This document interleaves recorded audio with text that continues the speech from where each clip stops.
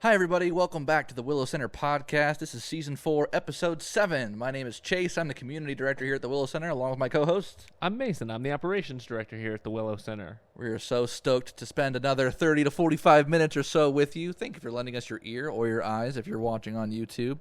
The topic of this month is humility, which is...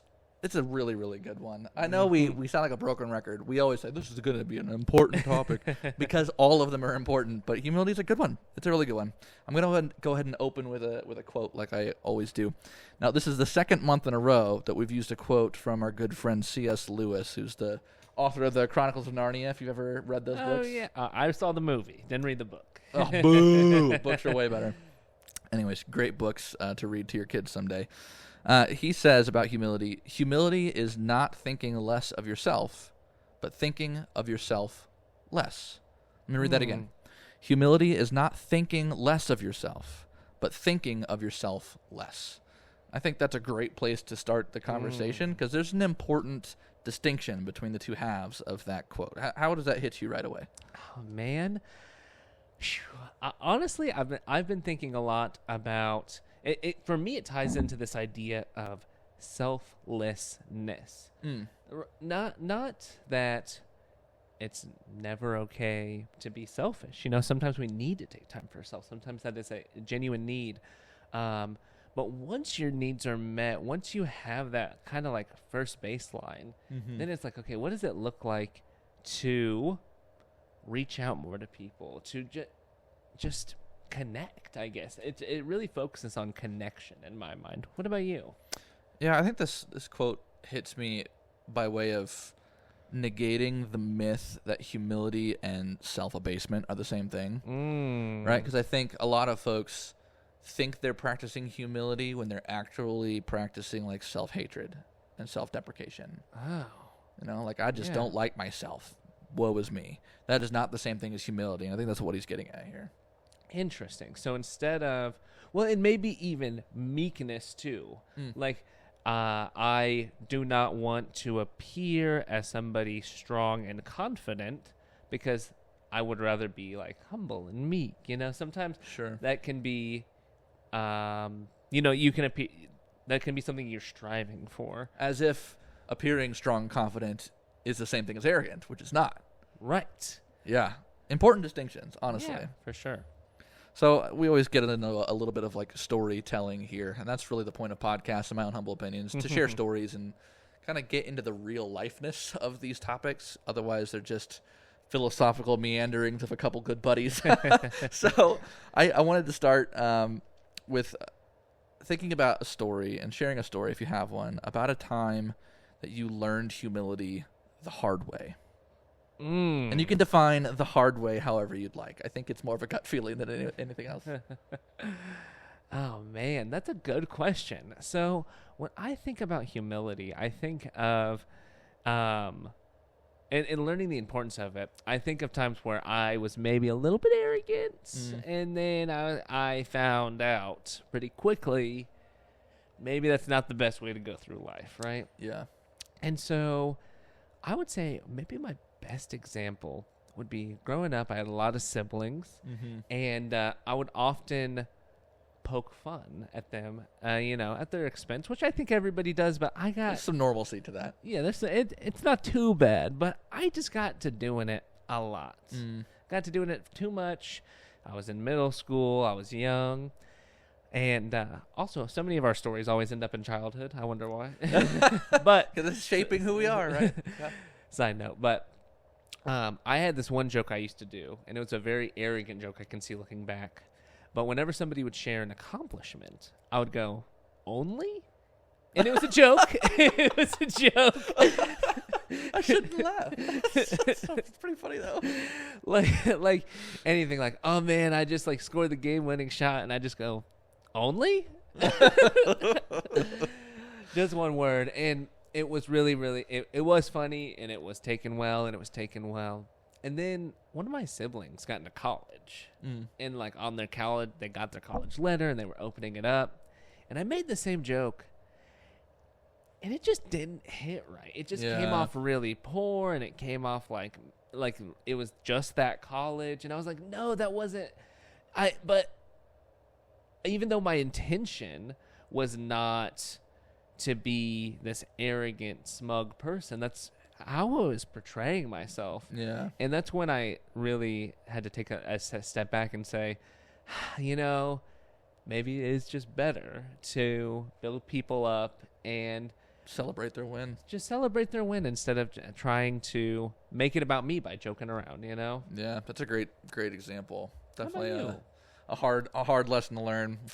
The concept of celebrating others ties directly into the story I thought of, also from my childhood. So, I'm a trumpet player. If you couldn't tell by the ink on my wrist, always have been since like the 4th grade. That's when I started playing. And in high school, which is when it really started getting more competitive and when it started becoming more part of my identity as a person, being a trumpet player, there was sort of this like rivalry between myself and the first chair in one of our sister schools in the school district at Jefferson High School. There's a dude named Joey. Ugh. And Joey was a brilliant trumpet player. Brilliant. So good. Beautiful tone quality. His calisthenics with his fingers were just incredible. Like, he was just a really brilliant player, right? And you couldn't not acknowledge that. So there was a time at which I really started to dislike the guy because essentially he was always like one step better than I was. Right? So we would not necessarily play trumpet together very often because we're at different schools, like sister schools, right? But I was first chair at my school, he was first chair at his school, and at least twice a year there would be like co-school type events where there was like an all-state honor band where there's people from lots of different schools coming together to do this sort of like super band, if you will, for concert band and jazz band and things. And he and I were always there, and he was always first in those, and I was always second. First chair, second chair. I was never first chair in one of those when he was still in school. And, oh man, it got under my skin. And he would try to be friendly to me, and I just would give him the cold shoulder and not goof around with him, not be a buddy, because I saw him as an enemy as opposed to another dude my age that shared a similar passion. Right. And looking back, I'm like, gosh, I was such an a-hole, like I could have been good friends with this dude. Yeah. Right? He probably could have taught me something to make my playing better had I ever been humble enough to be like, yo, how'd you do that? But instead, I would just get frustrated and be like, I can't believe he did that and made me look like such a fool. It's just nonsense. And he was never actually mean to me. Yeah. I just painted this story about him in my head. So that's kind of a lesson I've learned the hard way. Hindsight's 20/20, right? Well, and I think I like it too that if you, like you said, if you would have asked him, if you would have just accepted it, but you couldn't at the time, right? Yeah. For whatever reason, and I think tying that to arrogance, I mean, it makes a lot of sense. Right. If I may give one more. Sure. This will be quick. I was on a camping trip, and it had been raining all week, and all of our clothes were wet. And Rough. So I had one pair of dry clothes left, and I was like, hey, can I go play by the water? And my dad was like, yeah, you can go play by the water, but this is your last pair of dry clothes, so don't get wet. And me, and my arrogance, went and played by the water, got soaked. I was cold and wet. How old were you? I was like 8. Hey. I just thought it was really funny. It's hilarious. Parents know best, right? Oh, but speaking of all these, so we have these stories. Obviously, we've experienced humility, and it sounds like a good chunk of arrogance. We have been humbled. Who is somebody that you look up to that really exemplifies humility well? I'll think of a celebrity one and a local personal to me one. Okay, yeah, So I like that. Celebrity one, I think of Mr. Rogers. Fred Rogers is my hero. I love that man, and I miss his presence in the world dearly. He always had a very humble spirit about him, where he was a licensed child psychologist. Really? Yeah. Right. I had no idea. That might not be his exact license, but he was licensed. He Right. could have been a practitioner. He was also an ordained minister, and I forget with which particular tradition, but he was accomplished. Right. Right. And instead of climbing sort of the what I would consider the corporate ladder of that world, and being like the highest paid whatever in Pittsburgh where he lived. Like, he instead chose this route of producing this very heartfelt, very helpful, very strategic content for kids around the world to watch and interact with, to help them feel like they had a place to be themselves and be loved for themselves. And there's something very humble just about his existence and his story to me, and I love that. And he also had that humble demeanor, about his delivery of information. But a local one, personal to me, I think about my scoutmaster. His name was Don. When I grew up a Boy Scout in addition to being a band nerd. I was a real lady killer, I'll tell you what. Boy Scout band nerd. And my scoutmaster was a very knowledgeable man. Like, Don was a scientist by trade and an engineer and a brilliant musician and very outdoorsy, and just knew a lot of outdoorsy type stuff. And, he could fix his house himself and get any car running. It's like one of those dudes that knows it all, but never once would make you think he knew it all. Right? Like, he would only ever lead by example. He would show you how to do something if you asked. Otherwise, he would let you struggle, right? So you can try and figure something out, learn a lesson until you ask for his help, and then he would offer it, and it would be exactly what you need. And I think it takes a special type of humility to wait until you're asked to share these things that you know. Oh, yeah. That's it. That's so big. That takes so much humility. Right. But especially when it's like, children, but anyone that you care about, to be able to just be like, I could, in my arrogance, right, swoop in and protect and help and do. Yeah. But instead, in humility and patience, I can just sit back, and I know that when the time comes, I'll be here, and that's okay. How about you? Who do you look up to that exemplifies humility well? Man, so I think I've seen a few TED Talks and a couple just like podcasts of this guy. I believe his name is Daryl Davis. Don't quote me on that. Daryl Davis, okay. Might have that name wrong. But he's a black man who converts people out of, like, hate groups. Oh, snap. Yeah. It is. He has such an amazing and cool story. Wow. Where he was playing at an establishment that was, like, primarily hate groups. He was a trumpet player, actually. Oh, interesting. Or he is a trumpet player, and so he was playing there, and then he sat down at a table with a few people, and one of them was like, I'm in this hate group, and he just started chatting with the guy. And he didn't, like, he just treated him like a human being, and then, like, a couple months later, the guy handed him his robes. Wow. And that's powerful, man. I mean, just that would take some serious bravery. Like, bravery, and I mean, I don't even know if you could call it arrogance. It's just like knowledge, right? To not be racist, but like, it could be taken as arrogance. Like, oh, you know better than me. No. I was raised this way. Whatever the reason you get into the hate group. Heritage, Yeah. But instead, he just listens and he just talks to them, and then he just pokes small little holes, and he's like, yeah, but I'm a black guy and I don't act like that. And then he just does it enough. And then months, years, I think he had people who were like really high up in hate groups who have like handed in their stuff and just been like, I literally can't believe this anymore because of this person who's befriended me. Because this person has befriended me. Wow, man. Yeah, that's a powerful example. I have to go check out those TED Talks. If you stop watching us right now and go listen to that dude. Link in the description. Yeah, that's powerful, man. I dig that. Oh, man. And yeah, give us a personal one, too.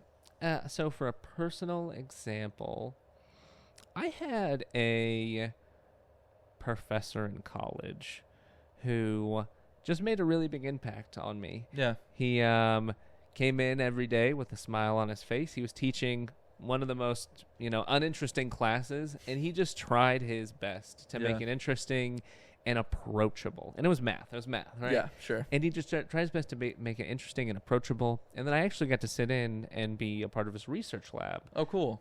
And so I got to see him interact with all these students who were getting their doctorates, and they're so intelligent. And he just made it feel like he was right along with them in their journey. You know, Mm. he has years and years of experience, but he was just like, oh, that's an interesting problem. Let's do this together. You know, Love that. and so yeah, I don't know. He really made an impact, and it was cool. I love that. That's awesome. So let's tie this concept sort of into the work of the Willow Center then. So for those that don't know, if this is your first time interacting with the Willow Center, we're an outpatient substance use treatment and mental health counseling center in Brownsburg, Indiana. And we're opening a second location in Pittsboro, Indiana, that's going to be specializing in serving adolescents and school-age kids. And so in that context of mental health, and then we'll talk about recovery second, what role do you feel like humility plays in one's mental health? So I have this theory that when you look too far into your future, that's a lot of times when anxiety really bubbles up. When you're looking at your future too much, when you look too far into your past and too often, that's when a lot of depression can bubble up. Yeah, good point. And so that's why it's such a big focus of mental health is staying in the present. Yeah. So I bring that up to say, if humility is thinking of yourself less, well, you're going to have less time to dwell on what happened in the past. You're going to have less time to dwell on what happened in the future because you're just not either playing things back or playing things forward that could go wrong or that have went wrong. Yeah, that's a good point, man. Yeah. I appreciate the perspective. I think the first thing that comes to mind for me in regards to humility and mental health is the first step, the admittance that I'm not okay.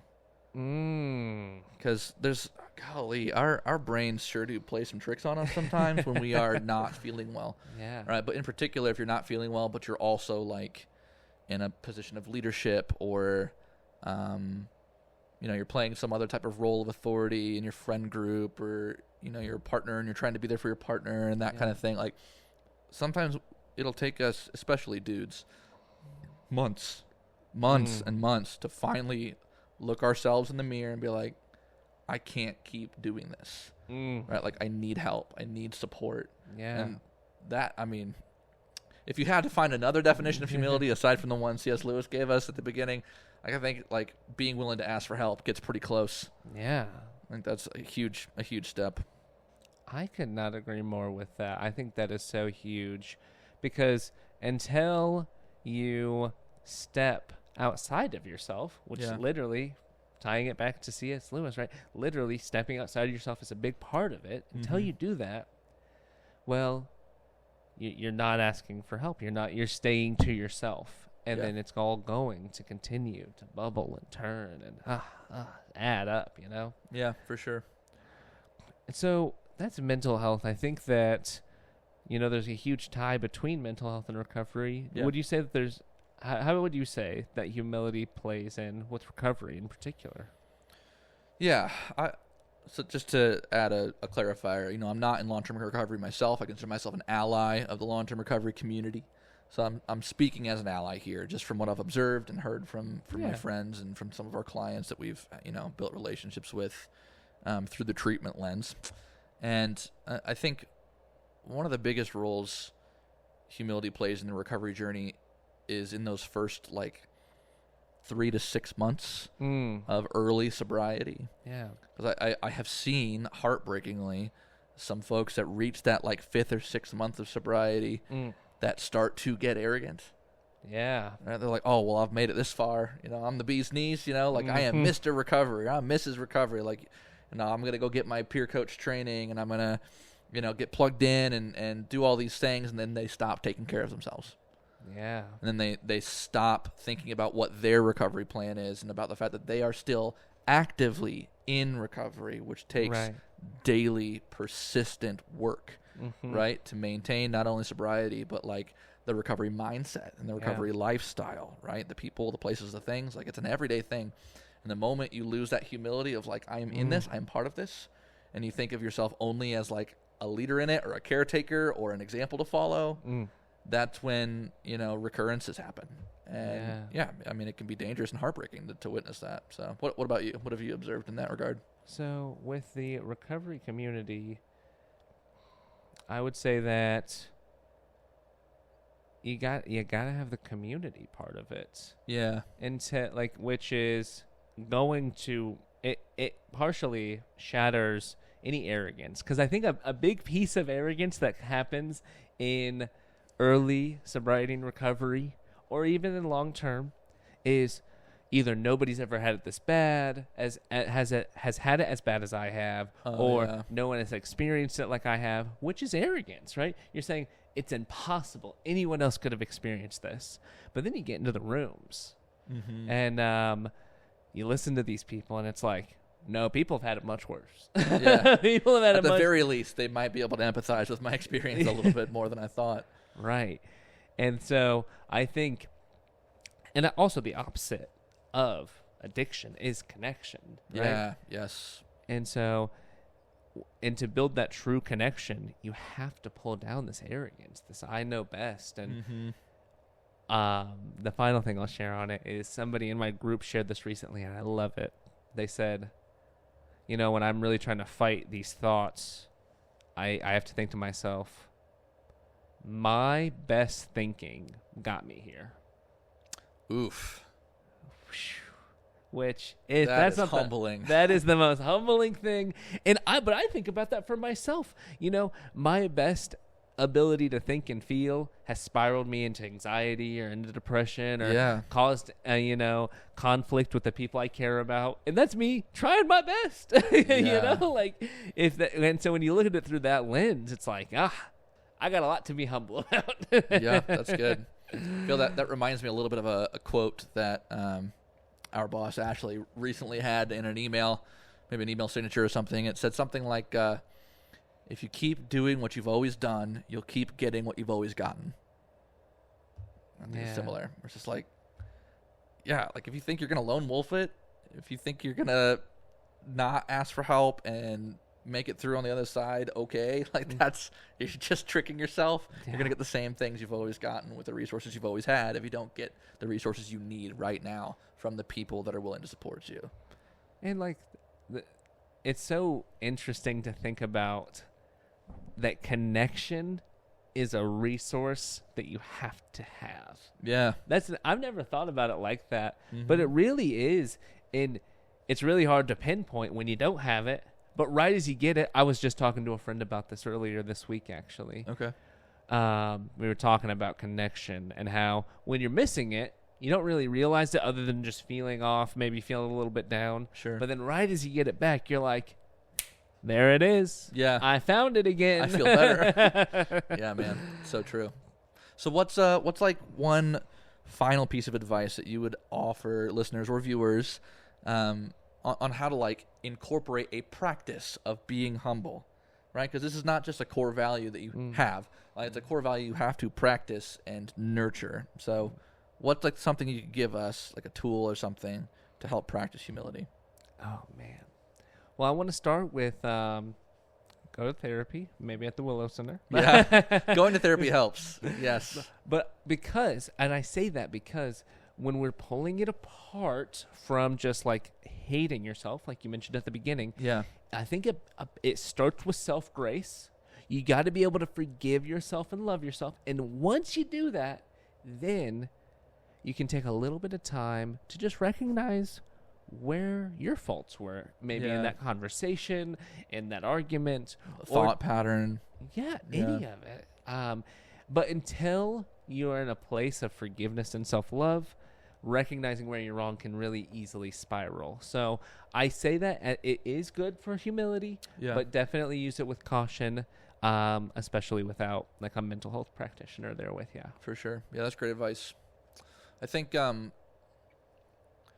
one practice that I've personally tried to employ is kind of tied to the story I told earlier about my rival trumpet player from childhood. It's actually genuinely looking for things to celebrate for people. Right? More than the typical birthdays, work anniversaries, etc. That's expected. But finding a reason every day to compliment someone on the progress they've made or the work they've done, or something you heard that was cool that they accomplished. Give people their flowers, I guess is what I'm trying to say. Because that act of actually like saying out loud something that's celebrating somebody that's not you, or writing that card like you did it, congratulations, this is awesome, and giving it when they're not expecting it. Yeah. Right? That it feels good just to get that energy out of yourself, you know? Yeah. And what you receive in return is tenfold better than what you think you're getting when you're promoting yourself and your own interests and your own celebrations. So I think that's a good one. Like, look for one thing every day that you can, kind of pay towards someone as a compliment or a celebration. Interesting, because when you're wrapped up in your own arrogance, you don't have time to focus on other people. And You don't even notice them. Yeah. Yeah. But then when you take time to even notice one good thing that's happening, then it's like, okay, now I'm just taking one step outside myself. Yeah. Huh. I like that a lot. Yeah. All right. Well, that's been episode 7 of season 4. We are kind of rounding the corner into the last quarter of the season. We've only got 3 episodes left after this. And next month, in the month of August, we're going to be talking about the topic of impulsivity, which is another really good one. Yeah. They're all really good topics. This this podcast is my favorite podcast. Yeah. In all humility. I think these conversations are important, and we would love to know how you're continuing the conversation after you've listened or viewed. So shoot us an email, or you can shoot us a DM on Instagram, or leave us a comment here on YouTube, whatever works for you. We'd love to know how humility has played a role in your life. What are you struggling with in regards to that? What are you working on as a goal to practice better humility in your day-to-day? Let us know. We want to know your story too. And other than that, we hope that you will take care of yourselves, and remember that the Willow Center is here for you if you need that additional support. Again, my name is Chase Cotton, the community director here. And I'm Mason Christie, the operations director. Thanks so much for tuning in. We'll catch you next month.